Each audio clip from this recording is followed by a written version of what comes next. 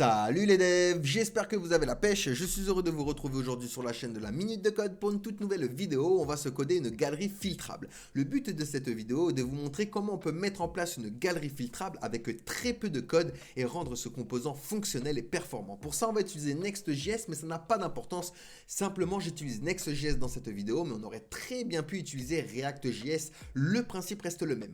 Au niveau également de nos données, on va utiliser un fichier data.json que je vais vous mettre à disposition au préalable. Donc vous pouvez le télécharger au niveau des fichiers sources pour simuler notre BDD. Donc on va recevoir des données, un tableau d'objets et on va pouvoir donc afficher nos cartes comme ceci avec les données. Donc ici on aura plusieurs cartes qui seront classées par catégorie. Donc 3 catégories, jeans, t-shirt et chaussures. Et lorsque je clique sur du coup la catégorie, ça va filtrer mes cartes selon les catégories. C'est ça la magie de React.js, c'est cette magie de rendre dynamique nos composants, surtout au niveau de l'affichage de l'interface utilisateur. Donc si tu es prêt mon ami, j'espère que tu es bien installé. N'oublie pas de t'abonner, n'hésite pas à activer la petite cloche pour être au courant des dernières sorties de vidéos. Sinon c'est parti, let's go pour le projet. Avant de commencer, n'hésite pas à t'abonner si tu veux te faire la main sur les langages et les outils du web. Je te propose divers projets, que ce soit en HTML, CSS, JavaScript, PHP, React.js, Next.js et j'en passe. Il y en a plusieurs avec une nouvelle vidéo chaque semaine. Je te propose également de rejoindre le site laminutedecode.io.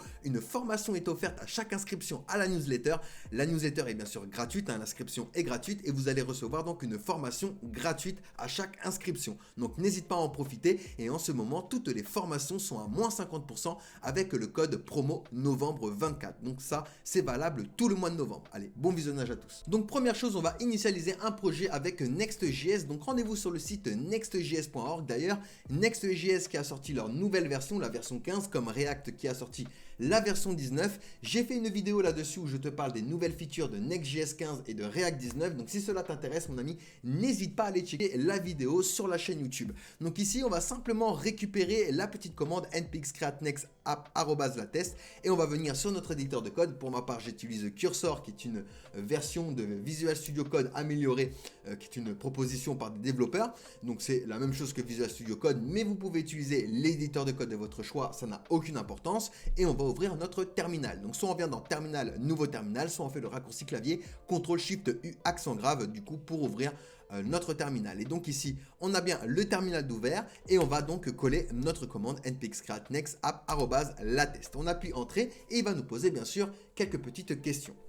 La première question qu'il va nous poser, bien sûr, c'est le nom de notre projet. Pour ma part, moi, je vais l'appeler tuto, mais vous pouvez l'appeler comme vous voulez. J'appuie entrée. La deuxième chose, il nous demande si on veut utiliser TypeScript. TypeScript, pour ceux qui ne savent pas, c'est du JavaScript typé. Donc, c'est assez intéressant de l'utiliser. Et oui, on va l'utiliser dans ce projet. On ne va pas utiliser ESLint. Donc, on va dire non pour cette question. Pour ceux qui ne connaissent pas, ESLint est une extension qui permet de vérifier les erreurs de syntaxe en JavaScript directement lorsque l'on code. Moi, pour ma part, j'aime pas trop l'utiliser, mais elle est assez sympa. Hein. Je dis pas qu'elle est nulle, elle est sympa. Après, à vous de vous faire votre propre opinion. Et donc, on va utiliser Tailwind CSS pour monter notre interface assez rapidement. Donc, on appuie oui pour Tailwind CSS. On va dire non pour le source directory. On va plutôt utiliser le app directory. Ça n'a pas vraiment d'importance. Ça va surtout être au niveau de la structure de nos dossiers. Et on va dire oui pour le app router. C'est même recommandé. Et on va dire oui pour le turbo pack. Donc, ça, c'est une nouveauté depuis la version 15. Il faut savoir que Next.js utilise le Webpack à la base pour build, etc.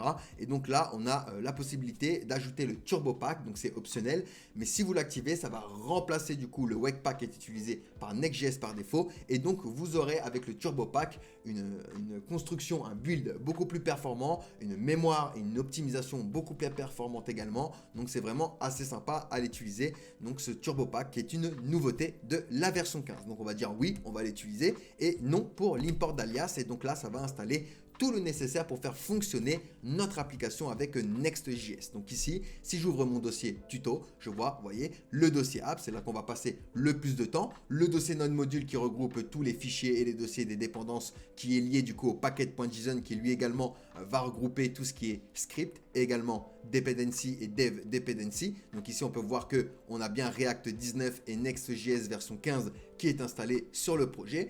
Et on a d'autres fichiers comme les fichiers de configuration de Tailwind CSS, de Post CSS qui est lié à Tailwind, le fichier de configuration de Next.js notamment pour les images si vous recevez des images avec des URL comme GitHub ou Google.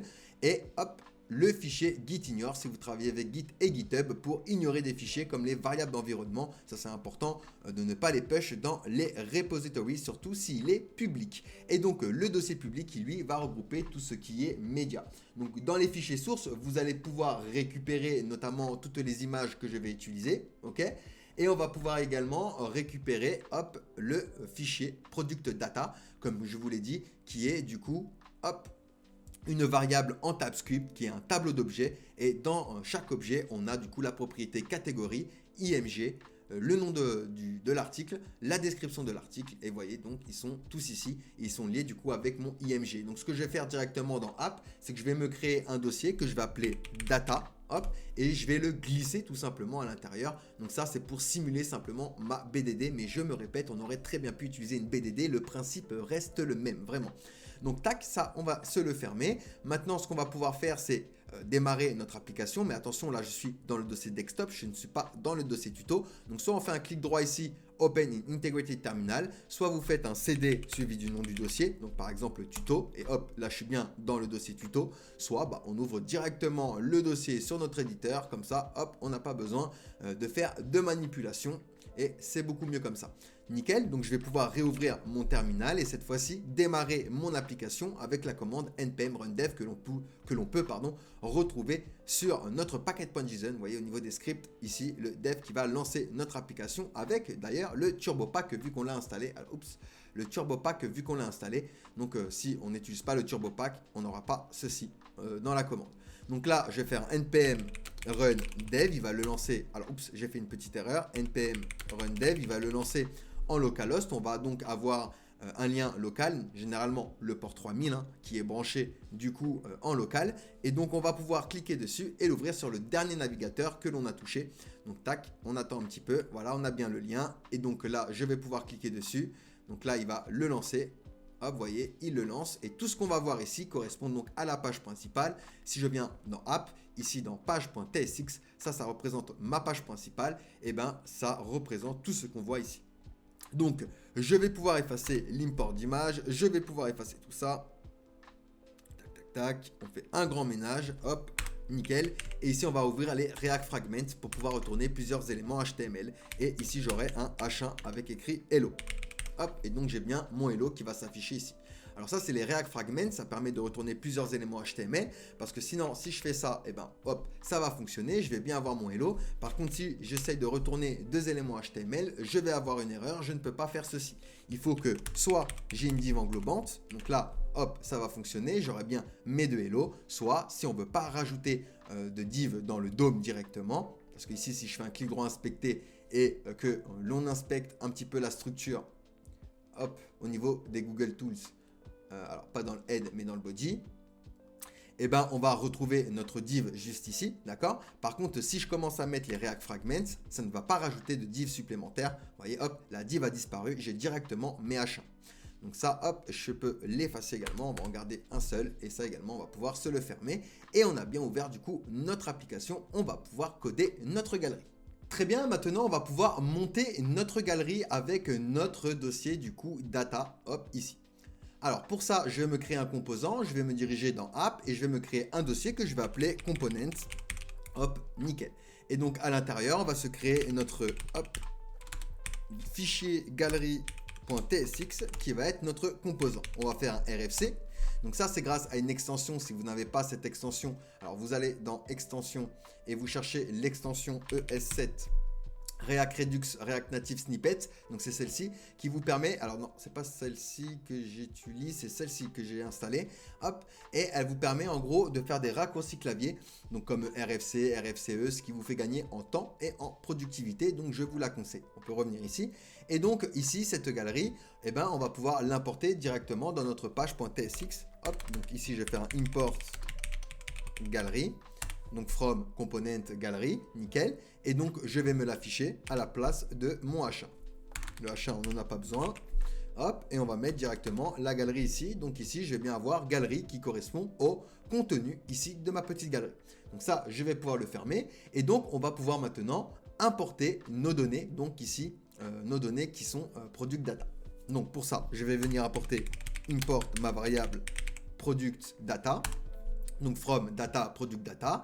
Vu qu'on va utiliser du state, eh ben on va utiliser use client pour dire annexe que ça, c'est un composant qui va avoir un rendu côté client. Donc ça, c'est assez important lorsqu'on utilise des hooks comme use state, use effect, tout ce qui est rendu client, d'accord? Et donc ici, je vais pouvoir directement me coder ma galerie. D'accord? On verra du coup les fonctionnalités du filtre juste après. Donc première chose ici, eh ben, je vais remplacer ma div avec une section et je vais utiliser des class name.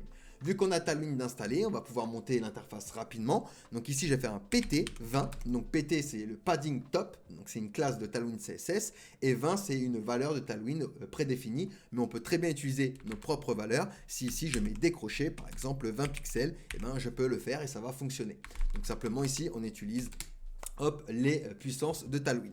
PX qui correspond au padding à gauche à droite de niveau 4 et on va utiliser les breakpoints pour dire en SM, donc en moyen écran, on aura un PX de niveau 6, en moyen écran, petit écran, pardon, en moyen écran, donc en LG, on aura un PX 8, donc ça correspond généralement à la tablette, et on va faire un BG Gray 900, donc pour le fond, avec un min H screen, pour lui donner une hauteur minimum de 100 viewport 8. Donc je rappelle que le viewport 8 fait référence du coup à la hauteur de votre navigateur. Ensuite, on va avoir un petit H1 pour le petit title. Donc je vais lui donner une classe text CXL. Donc ça, c'est pour la taille d'écriture. On va également lui donner de la graisse d'écriture avec un fond black qui est la graisse la plus importante. On va le centrer avec la classe text center et lui donner une couleur blanche avec text white et lui donner un MB8, donc un margin bottom de niveau 8. À l'intérieur, donc, je vais écrire filter et je vais rajouter, un span. Donc ce span, je vais lui donner simplement la couleur texte pink 500 et on va écrire galerie. Hop, comme ceci. Alors, tac, j'avais tout mis en majuscule. Alors ce qu'on peut faire, c'est directement à notre H1, on va lui dire uppercase pour tout mettre en majuscule. Hop, nickel. Et on a bien notre petit title juste ici. Ok, donc maintenant on va pouvoir coder notre grille, notre petite grille qui va regrouper du coup nos cartes. Donc pour ça, eh ben, je vais venir me créer juste après mon H1 une div. Et donc on va lui donner une max width et là on va lui donner du coup une valeur personnalisée. Donc je vais mettre entre crochets 1000 pixels.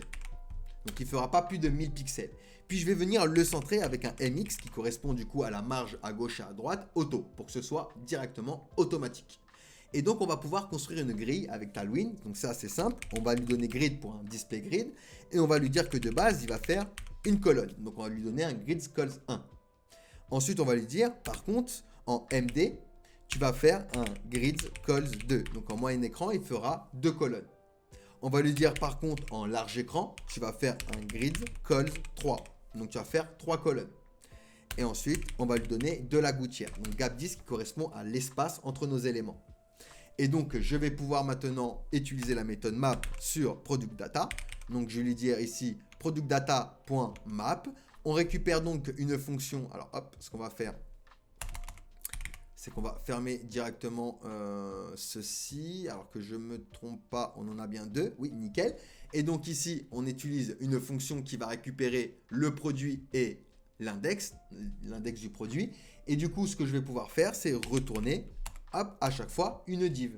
Vu que j'utilise du coup la méthode map, je vais pouvoir lui dire que il aurait une clé, une key. Ça, c'est important pour l'identifier. Et donc, on va lui donner l'index. On va également lui donner un class name. Pour ça, on va lui donner un BG white, donc un background blanc, un rounded de XL, donc c'est pour arrondir les angles, un shadow LG, donc ça va être du coup pour l'ombre, un overflow hidden pour cacher tout ce qui dépasse, hidden. On va lui dire que lorsqu'on va le over, eh ben on va lui donner un shadow plus important avec un shadow par exemple XL. On va lui donner une transition all pour que tout soit smooth. On va lui donner également un over, un scale 105 pour agrandir un petit peu du coup la carte lorsqu'on va la survoler et un petit curseur pointeur pour indiquer à l'utilisateur qui va cliquer du coup sur une carte. Et donc on va pouvoir rajouter notre IMG. Dans la source, on va lui dire donc on aura product. Alors hop, on aura du coup product.img. Donc si j'ouvre product data, hop, on voit à chaque fois, on a la propriété, donc catégorie, IMG. Donc on vient chercher, donc product, IMG, produit qui correspond à chaque fois, hop, à un objet. Et donc on affiche bien notre produit. On peut lui dire également pour l'alt, le texte alternatif, vu que c'est important pour l'accessibilité, eh ben, qu'on va afficher le product.title, tout simplement. Et donc là, on a déjà nos cartes qui sont affichées et notre grille qui est fonctionnelle. Donc vous voyez, hop, en moyenne écran 2 et en large écran, on arrive bien à 3. Et du coup, on a un 1000 pixels en largeur maximale. On est plutôt bon. Ensuite, on va pouvoir lui rajouter également certaines classes à notre image. Donc ici, on va lui donner un WFull. On va lui donner une hauteur 64, un object cover. Et on va également arrondir les angles au niveau du top. Donc, on va faire un rounded T de XL. Donc, ça va arrondir simplement les angles en fait en haut, au niveau de l'image. Pour le moment, on n'a rien d'autre. C'est pour ça qu'on ne le voit pas en bas. Mais du coup, on va pouvoir rajouter une petite div ici. Donc d'ailleurs, on va lui donner un tout petit peu de padding. Class name, on va lui donner un padding par exemple de niveau 6. Et on aura par exemple un H6. Donc dans le H6 également, on va lui donner un texte de XL et un font black pour la graisse d'écriture. Et un texte gray 900 avec un margin bottom de niveau 2 par exemple. Et donc ici, on aura le title du produit. Donc, on va mettre ici product title. Et donc, vous voyez, j'ai bien le title du produit et l'image, vous voyez, elle est arrondie simplement au niveau du top, pas au niveau du bottom. Et donc, on avait quoi d'autre? Alors, j'avais pas mis font black de base, j'avais mis font bold. C'était un peu moins. Ouais, voilà, nickel. Et donc, on va pouvoir quoi? On va pouvoir rajouter notre description. On va lui donner un texte gray 500.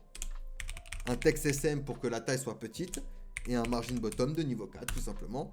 Et donc ici, on va venir afficher le product description. Product.description. Et donc là, on va bien avoir, vous voyez, la description pour chaque carte. Et donc, on va pouvoir ajouter notre bouton. Donc le bouton, on va lui donner un texte pink 500, un font medium. Et lorsqu'on va le hover, on va faire un texte pink 600. Et ici, on va mettre en savoir plus. Ou voir produit, peu importe. Alors, j'ai oublié le cas à pink. Et donc ici, on a bien notre lien. Et donc, on a bien monté notre petite interface, notre galerie ici. Il ne nous reste plus qu'à mettre en place notre filtre. Mais ici, on a bien, vous voyez, notre galerie avec tous les produits de notre fichier product data. Et du coup, la galerie est également responsive. Donc, elle va s'adapter à tous les écrans comme ceci. Nickel. Alors, hop, juste, j'ai mal, par contre, ciblé mon navigateur. Hop, ce sera beaucoup plus simple pour vous si on le voit mieux. Voilà, nickel. C'est parti. Comment monter notre filtre? Alors, pour ça, on va utiliser un hook, le hook useState, tout simplement, de React. Donc ici, ce que je peux faire, donc le React, ici, on peut l'effacer. Et je vais simplement récupérer le hook useState. Alors pour ça, je vais venir me créer un state directement. Donc hop, on va faire un const, on va lui donner un nom. Donc je vais l'appeler active filter qui va correspondre à mon state. Et cet active filter qui lui va correspondre du coup à la fonction qui va me permettre de changer ce state. Et donc on va dire que c'est égal à notre hook useState et on peut faire démarrer ici avec tout type de valeur. Simplement ici, je vais le faire démarrer avec tout, la chaîne de caractères tout. Et donc je vais préciser, vu que je suis avec TypeScript, que ça va être un type string. Hop, donc je mets string juste ici.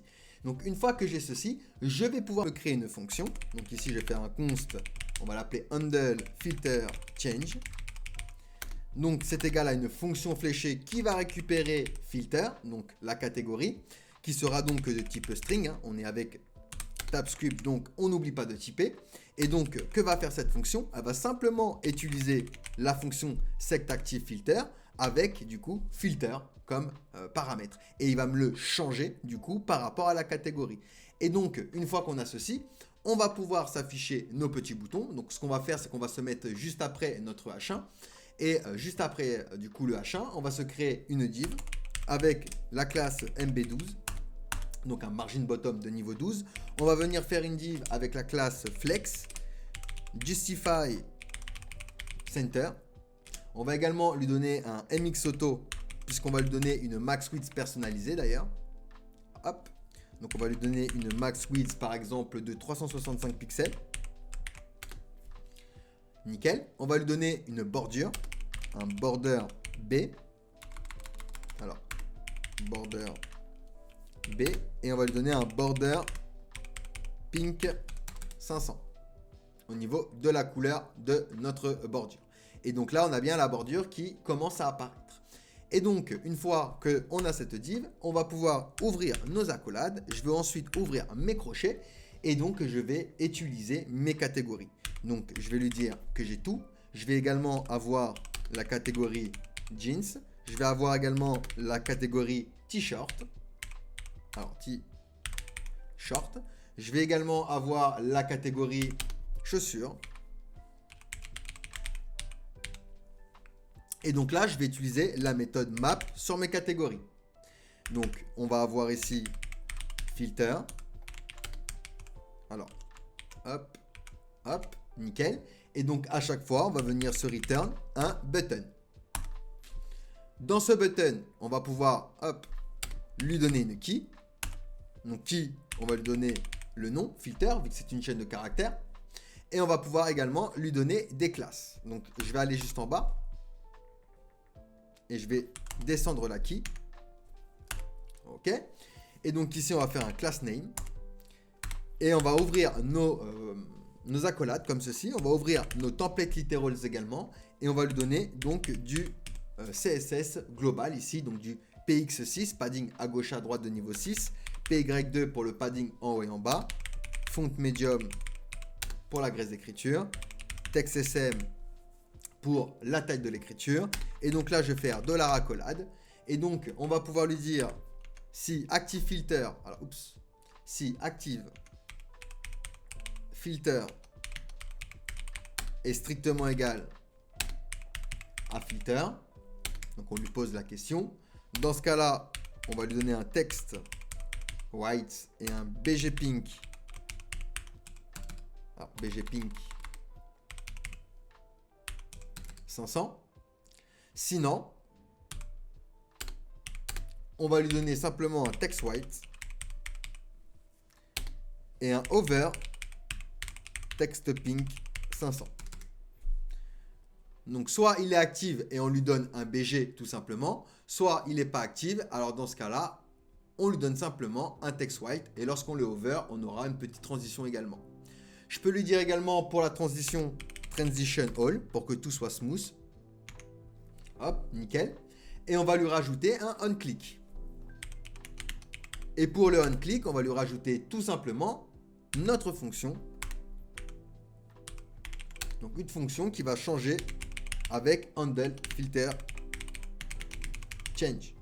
Et qui récupère bien sûr le filtre. Donc filter. OK? Et donc à l'intérieur, il va falloir marquer également notre encre de bouton. Donc à l'intérieur du bouton, alors, je remonte ici à l'intérieur. On va pouvoir également utiliser la méthode, enfin récupérer plutôt les filters. On va lui dire est-ce qu'il est strictement égal à tout. Si c'est le cas, alors on met tout. Sinon, on va faire un filter.charAt de l'index 0. Donc charAt est une méthode qui renvoie le caractère qui est situé à une position précise dans une chaîne de caractères. Ça nous permet d'extraire un caractère à une position donnée. Et sachant que les indices commencent à 0, alors 0 ici correspond à la première lettre du coup de chaque filter, donc de chaque catégorie. Et donc une fois qu'on a ça, on va pouvoir faire un point to uppercase.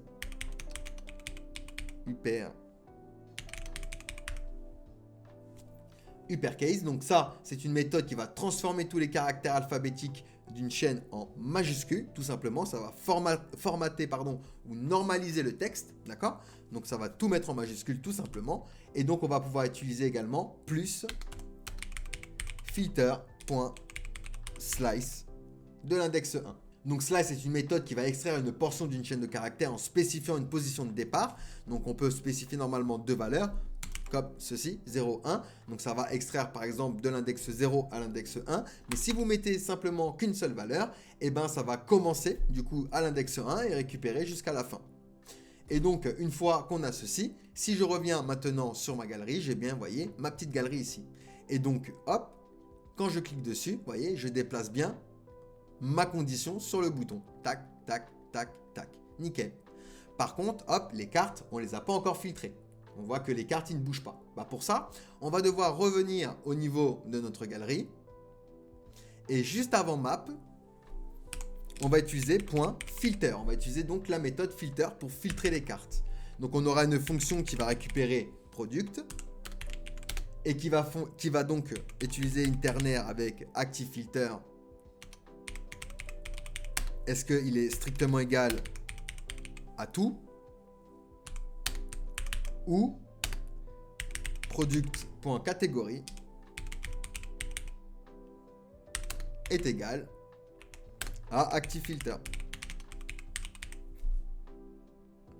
Donc soit le filtre correspond à tout et dans ce cas-là, on va tout afficher, soit le product catégorie correspond à ActiveFilter. Dans ce cas-là, on affiche simplement les cartes qui ont cette catégorie, tout simplement. Et de cette manière, vous voyez, avec très peu de code, ici on a simplement un map qui retourne nos données, avec du coup la méthode filter, nos petits boutons qui utilisent simplement une seule fonction, une fonction qui simplement change mon state juste ici. Et très rapidement, du coup, on a une galerie comme ceci, filtrable, assez sympa.